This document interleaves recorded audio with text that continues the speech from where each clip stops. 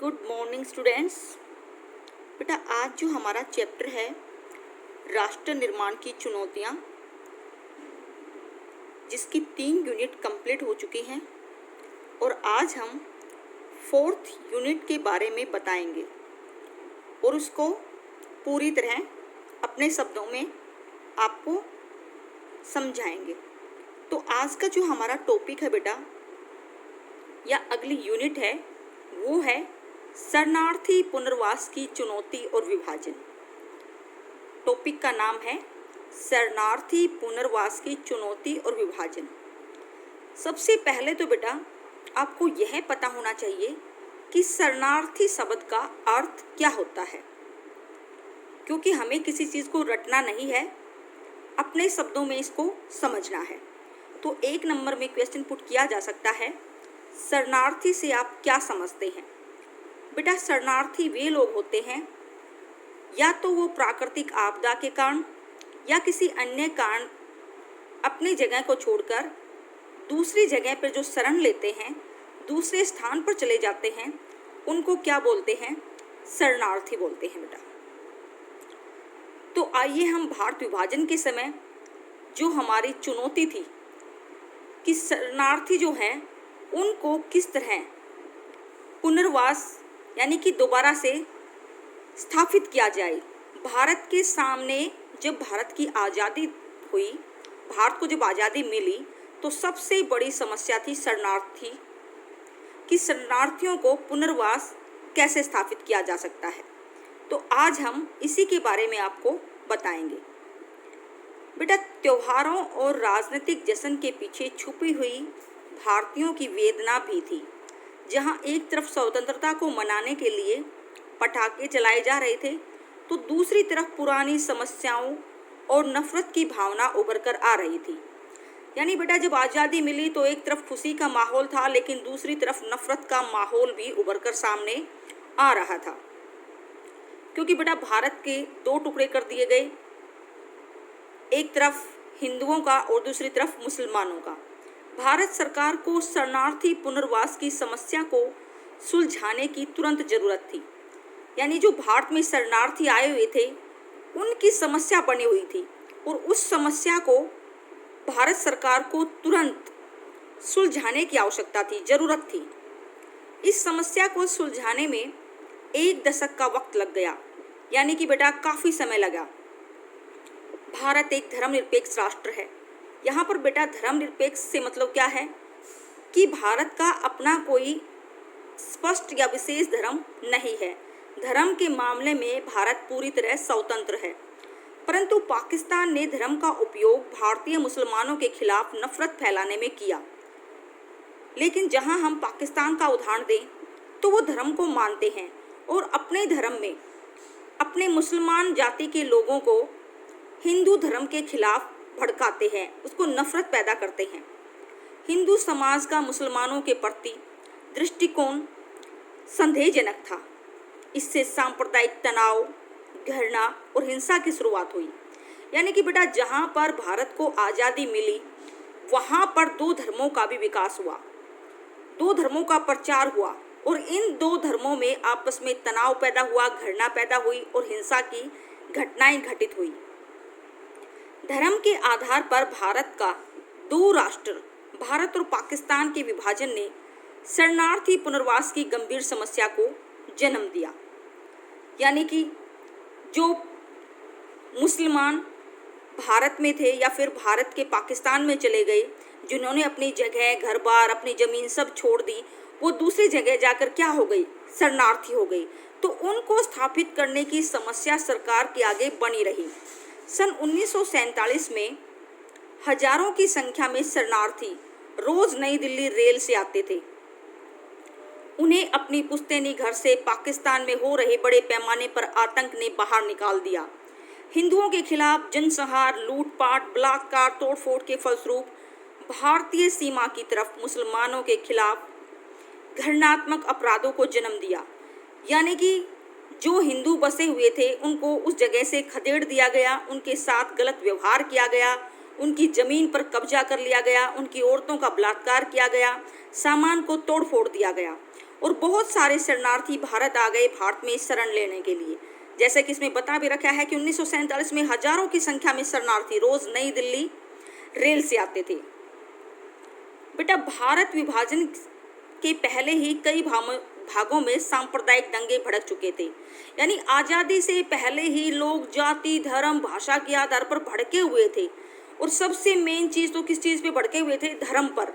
एक तरफ हिंदू धर्म और दूसरी तरफ मुस्लिम धर्म, और प्रत्येक व्यक्ति धर्म की आड़ में दंगे में भाग ले चुका था। मार्च 1947 में जब विभाजन के ऊपर विवाद जारी थे, तब पंजाब प्रांत की राजधानी लाहौर में सड़कों पर झगड़े आम बात थी।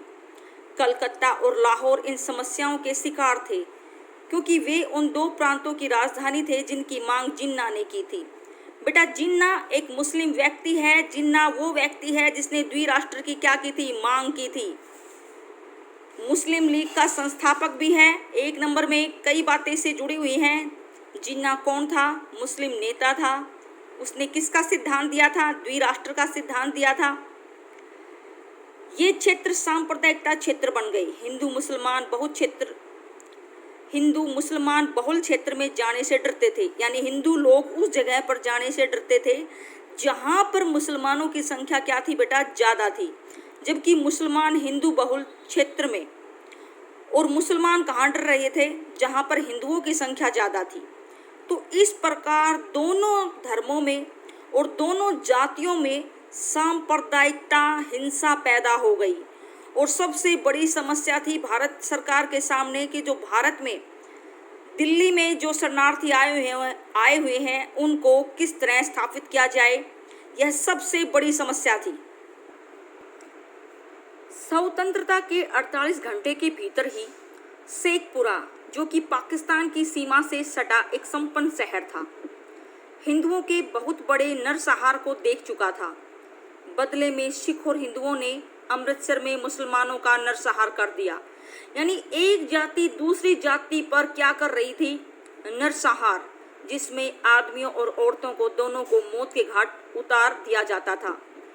जो वहां अल्पसंख्यक में थे, यानी कि ज़्यादा में जो कम संख्या में थे, बदले की भावना ने जनसंहार की प्रक्रिया को पश्चिमी पाकिस्तान, पूर्वी पंजाब और साथ ही साथ दिल्ली, पश्चिम उत्तर प्रदेश और देसी रियासतें बेटा उस समय 562 थी, जो पटियाला, अलवर और साथ ही भरतपुर में आम कर दिया। यानी कि क्या बताया गया है कि जो पटियाला, अलवर और भरतपुर में आम कर दिया। यानी इन देसी रियासतों में भी दंगे सांप्रदायिकता का रूप ले चुके थे। इस परिस्थिति में रेलवे ट्रेनों में शरणार्थियों का कत्ल कर दिया जाता था। यानी कि जो व्यक्ति अपनी जगह को छोड़कर दूसरी जगह शरण लेने जा रहे थे, उनको भी रास्ते में क्या कर दिया गया? मार दिया गया था। हजारों लोगों को धर्म बदलने पर मजबूर कर दिया गया। लाखों शरणार्थियों के लिए आज़ादी का मतलब शरणार्थी शिविरों में महीनों या कभी कभी सालों के लिए जीवित रहना था। यानी आज़ादी तो मिली, लेकिन आज़ादी का रूप क्या था? बड़ा ही भयंकर था, क्योंकि लोग यहाँ सांप्रदायिकतावाद में इतने फंस चुके थे कि शरणार्थी लोगों को पता नहीं कितने दिनों तक शिविरों में रहना पड़ रहा था। यानी शिविर लगाए गए थे बेटा, ताकि वहाँ लोगों को रोटी मिल सके और वो जीवन यापन कर सके। इसी तरह 1947 के अंत तक 5 लाख मारे जा चुके थे। बेटा, ये तो साधारण भाषा में बताया गया है कि केवल 5 लाख लोग मारे गए थे, पता नहीं कितने लोग मारे गए थे। और प्रवास की प्रक्रिया में लगभग 45 लाख हिंदू और सिख पश्चिमी पाकिस्तान को छोड़कर भारत में आ गए थे, जबकि 60 लाख मुसलमान पाकिस्तान में चले गए। मानवीय संवेदनाओं की बहुत बड़ी कीमत चुकानी पड़ी।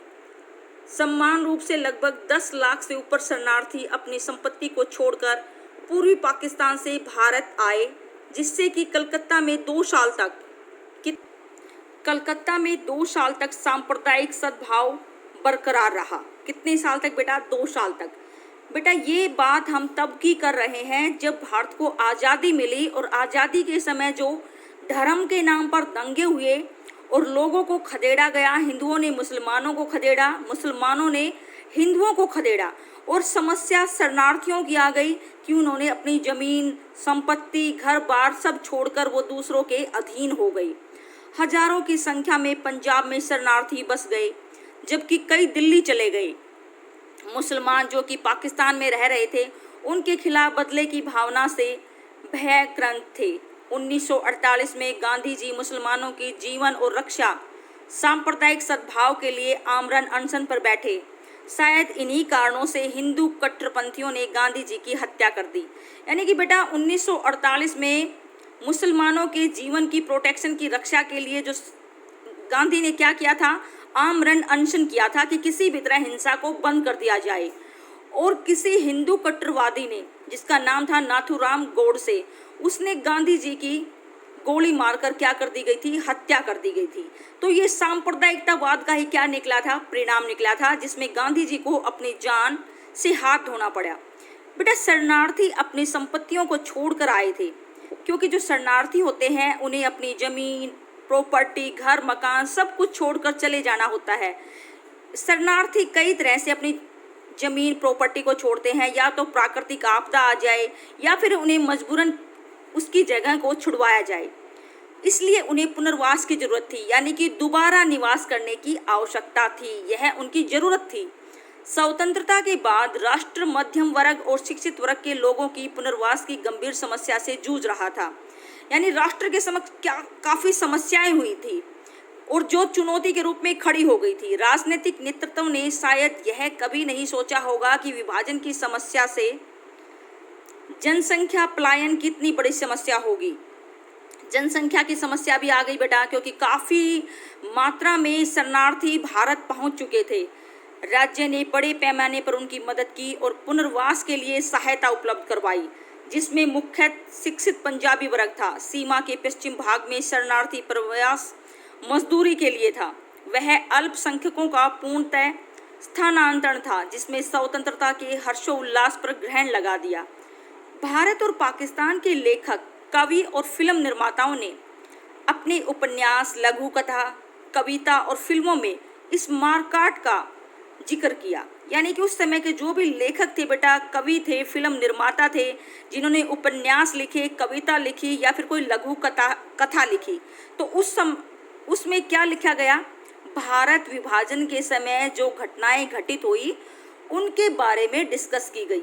विभाजन की विपदा का जिक्र करते हुए रचनाकारों ने अक्सर वही जुमला इस्तेमाल किया जो इस विपत्ति को झेलते वाले बंटवारे का जिक्र करते थे। इन सबों के लिए, यानी कि इन सब ने मिलकर बंटवारे का अर्थ था दिल के दो टुकड़े हो जाना। यानी कि भारत का जो दिल था उसके दो टुकड़े हो गए, एक तरफ हिंदुस्तान बस गया और दूसरी तरफ पाकिस्तान बस गया, और ये दोनों धर्म के आधार पर बसे। अगर हम बात करें बेटा उस टाइम के जो लेखक थे या जो कवि थे उनके बारे में, तो फैज़ अहमद फैज़ का जन्म सियालकोट में हुआ था। विभाजन के बाद वो पाकिस्तान में रह रहे थे। वे एक वामपंथी थे, जिसके कारण उन्होंने पाकिस्तानी सरकार का हमेशा विरोध किया। इन कारणों से उन्हें जेल में डाल दिया गया। वो दक्षिण एशिया में 20वीं शताब्दी के महानतम कवियों में से एक थे। यानी कि एक नंबर में क्वेश्चन पुट किया जा सकता है बेटा, फैज़ अहमद फैज़ कौन था? तो कौन था ये एक कवि थे। कौन सी सदी के? 20वीं शताब्दी के महान कवियों में एक महान कवि थे, जिसकी प्रमुख रचनाएं थी बेटा नक्शे फरियादी, दस्ते सबा या जिंदानामा। एक नंबर में सिर्फ इसका बारे में पूछा जा सकता है कि फैज़ अहमद फैज़ कौन थे, तो ये आप बता सकते हो। दूसरा बेटा जो कवित्री थी वो थी अमृता प्रीतम। अमृता प्रीतम एक प्रतिष्ठापित पंजाबी कवित्री थी। कैसी कवित्री थी बेटा? पंजाबी। जो कविताएं लिखती थी उन्हें साहित्य अकादमी, पद्मश्री और ज्ञानपीठ सम्मान दिए गए। यानी इनसे उन्हें सम्मानित किया गया। और विभाजन के बाद वे दिल्ली आ गई और लेखन के साथ साथ एक पंजाबी मासिका पत्रिका नागमणि का संपादन अपने जीवन के अंतिम क्षणों तक किया। एक नंबर में पूछा जा सकता है बेटा अमृता प्रीतम कौन थी? तो पंजाबी कवित्री थी। और उसने किस पंजाबी मासिक पत्रिका का संपादन अपने जीवन के अंतिम क्षणों तक किया? तो उस मासिक पत्रिका का नाम है नागमणि। अब बात आती है बेटा विभाजन में सिर्फ संपदा, देनदारी और संपत्तियों का ही बंटवारा नहीं हुआ। इस विभाजन में दो समुदाय अब तक पड़ोसियों की भांति रहते आ रहे थे। यानी बेटा बंटवारे के सिर्फ संपत्ति का बंटवारा नहीं हुआ, बल्कि किसका, समुदाय का भी बंटवारा हुआ। हिंसक अलगाव का शिकार हुए। वित्तीय संपदा के साथ साथ टेबल, कुर्सी, टाइपराइटर और वाद्य यंत्रों तक बंटवारा हुआ था। सरकारी और रेलवे कर्मचारियों का भी बंटवारा हुआ। यह एक हिंसक और भयानक घटना थी। इसके कारण 80 लाख लोगों को अपना घर बार छोड़कर सीमा पर जाना पड़ा। भारत के नेता द्विराष्ट्र सिद्धांत में यकीन नहीं करते थे। द्विराष्ट्र मतलब कि दो राष्ट्र हों, उसमें यकीन नहीं करते थे। क्या इस वजह से भारत अपने आप एक हिंदू राष्ट्र बन गया? इसके बावजूद 1951 में भारत की कुल आबादी 12% मुसलमान थे। यानी 1951 में कितनी फीसदी मुसलमान भारत में थे? 12%। ऐसे में सवाल यह था कि भारत अपने मुसलमान नागरिकों तथा दूसरे धार्मिक अल्पसंख्यकों मसलन सिख, ईसाई, जैन, बौद्ध, पारसी, यहूदियों के साथ क्या बर्ताव करे। भारत की कौन सी सरकार के अधिकतर नेता सभी नागरिकों को सम्मान दर्जा देने के पक्ष में थे, चाहे नागरिक किसी भी धर्म का हो। यानी भारत सरकार का क्या रवैया था कि नागरिकों को सम्मानता का दर्जा मिले, चाहे वो किसी भी धर्म के हो, हिंदू धर्म के हो, सिख धर्म के हो, बौद्ध धर्म के हो। यानी कि भारत की नज़र में सब क्या है, इक्वल है। वे भारत को ऐसे राष्ट्र के रूप में देखना नहीं चाहते थे जहां किसी एक धर्म के अनुयायियों को दूसरे धर्म के ऊपर वरीयता दी जाए। यानी भारत सरकार किसी ऐसे धर्म का निर्माण नहीं करना चाहती थी कि अपने धर्म को सर्वोच्च रखे और दूसरे धर्मों को हीन समझे। तो इस तरह का भारत सरकार का कोई विचार नहीं था, अथवा किसी धर्म के विश्वासियों के मुकाबले बाकियों को हीन समझा जाता था। हमारे नेतागण धर्मनिरपेक्ष राज्य के आदर्श के हिमायती थे। बेटा धर्मनिरपेक्ष शब्द को बार बार प्रयोग किया जा रहा है, तो भारत एक धर्मनिरपेक्ष राष्ट्र है। धर्मनिरपेक्षता का मतलब है कि भारत धर्म के मामले में पूरी तरह स्वतंत्र है। व्यक्ति का कोई विशेष धर्म नहीं है। कोई भी व्यक्ति अपनी मर्जी से किसी भी धर्म की पूजा कर सकता है, किसी भी धर्म के बारे में प्रचार कर सकता है, किसी भी धर्म को बता सकता है, किसी भी धर्म को छोड़ सकता है और किसी भी धर्म को अपना सकता है। यह सब किसकी वजह से है? क्योंकि भारत एक धर्मनिरपेक्ष राज्य घोषित किया जा चुका है। इसके इस आदर्श की अभिव्यक्ति भारतीय संविधान में हुई। यानी जो हमारा संविधान है, जिसको 26 जनवरी 1950 को लागू किया गया, जिसको बनने में 2 साल 11 महीने 18 दिन लगे, तो संविधान में बहुत सारे प्रावधान डाले गए और इसी संविधान में भारत को एक धर्मनिरपेक्ष राष्ट्र घोषित कर दिया गया। ये बेटा आज़ादी के समय जो मुख्य समस्या थी वो क्या समस्या थी? शरणार्थियों की समस्या थी और भारत के सामने यह एक मुख्य चुनौती बन गई थी और भारत सरकार को काफ़ी लंबा समय लगा। शरणार्थियों को दोबारा से पुनर्वास स्थापित किया गया। तो बेटा ये सबसे बड़ी समस्या थी हमारी। बेटा शरणार्थियों की समस्या और जो पुनर्वास की प्रॉब्लम थी, उसके बाद सरकार ने जो रुख अपनाया उसके बारे में हम आपको बताते हैं कि भारत सरकार ने भारत के दूसरे विभाजन पर कड़ा रुख अख्तियार कर लिया। मुस्लिम लीग जो बेटा मुसलमानों की पार्टी थी, मुस्लिम लीग ने ही द्विराष्ट्र का सिद्धांत दिया था, जिसमें मेन जो रोल निभाया था वो मोहम्मद अली जिन्ना ने निभाया था। तो मुस्लिम लीग ने कांग्रेसियों का विरोध किया और कहा कि राज्य अपने निर्णय लेने के लिए स्वतंत्र होने चाहिए। सरदार पटेल बेटा वो व्यक्ति हैं जिसको लौह पुरुष की उपाधि दी गई और जो भारत का प्रथम गृह मंत्री और इसके साथ ही उप प्रधानमंत्री था, जिन्हें भारत का लौह पुरुष कहा जाता है। उन्होंने कड़ा रुख अपनाया। उन्होंने छोटे राज्यों के भारत में विलय के समझौते में महत्वपूर्ण भूमिका अदा की। पटेल के कूटनीतिक तरीकों ने छोटी देशी रियासतों के भारत संघ में विलय में महत्वपूर्ण भूमिका निभाई। यानी बेटा जो 562 देशी रियासतें थी वो भारत में जिनका विलय हुआ, उसमें विलय करने में जो महत्वपूर्ण भूमिका निभाई थी वो भारत के सरदार वल्लभ भाई पटेल का महत्वपूर्ण रोल था। वर्तमान उड़ीसा में 26 छोटे राज्यों में बटा हुआ था। समान रूप से गुजरात प्रदेश भी 14 बड़े और 119 छोटे प्रांतों में बटा हुआ था। सरकार के इस कार्य को 3 चरणों में बांटा गया था। वो 3 चरण कौन से थे बेटा? देशी रियासतों के लोग स्पष्ट रूप से भारतीय संघ में जुड़ना चाहते थे। और देशी रियासतों की संख्या कितनी थी बेटा? कई बार 565 बताई जाती है, कई बार 562, लेकिन जो राइट है वो 562 देशी रियासतें थी। और सरकार कुछ क्षेत्रों को स्वायत्तता प्रदान करने के लिए तैयार थी, जिससे कि विविधताओं का समायोजन हो सके। और इसी तरह जो तीसरा चरण था वो क्या था कि विभाजन के कारणों ने प्रदेशों की एकीकरण की अखंडता और सुदृढ़ीकरण को महत्वपूर्ण बना दिया। कई देशी रियासतें अपनी इच्छा से भारतीय संघ में जुड़ गई। हालांकि कश्मीर, जूनागढ़, हैदराबाद और मणिपुर जैसी देशी रियासतों के एकीकरण ने लोगों में क्रोध और उत्तेजना भर दी। बेटा यहाँ पर जो 562 देशी रियासत की हम जो बात कर रहे हैं, जिनका विलय भारत में कर दिया गया, कुछ तो अपनी मर्जी से स्वतंत्र रूप से भारत में विलय हो गई, लेकिन कुछ बहुत ही जो इम्पोर्टेंट थी उन्होंने इस बात का विरोध किया। जैसे जूनागढ़ है, कश्मीर है, हैदराबाद में तो हमें ज़बरदस्ती आर्मी को इंटरफेयर करना पड़ा। और उसके बाद सरदार वल्लभ भाई पटेल के अथक प्रयासों के माध्यम से हैदराबाद, जूनागढ़ और मणिपुर जैसी देशी रियासतों का एकीकरण भारत में किया गया। यानी बेटा इन देशी रियासतों का एकीकरण करने में जो महत्वपूर्ण भूमिका थी वो भारत के प्रथम गृह मंत्री, भारत के प्रथम उप प्रधानमंत्री और लौह पुरुष सरदार वल्लभ भाई पटेल को इसका पूरा क्रेडिट जाता है।